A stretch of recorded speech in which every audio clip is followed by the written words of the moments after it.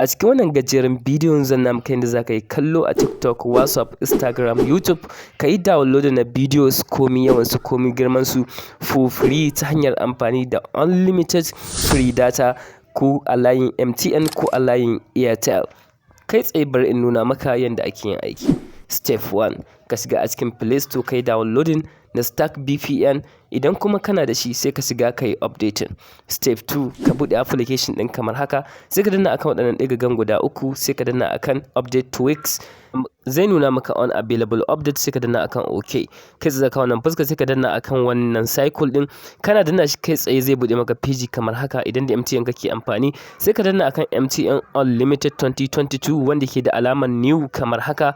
Idan kuma da Airtel kake amfani sai ka yi ƙasa ka danna akan NG Airtel Unlimited 2 kamar haka.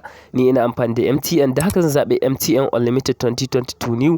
Kai tsaye zai kawo maka wannan page kamar haka, sai ka danna akan wannan jan icon ɗin mai kamar na fawa. Kana danna shi zai fara yin connecting, daga nan zai nuna maka connected kamar haka. Bayan ya nuna maka connected, to congratulations, yanzu za ka iya kallo a YouTube, Facebook, TikTok, Instagram absolutely for free.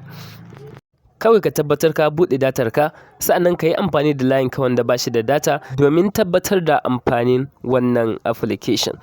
Wannan application ɗin na yi downloading na videos ban san adadi ba ta shi ta hanyar wannan free unlimited data ɗin wanda za ka yi kallo har iya san ranka sai lokacin da ka gaji, sa'annan ka fito ka ajiye wayarka.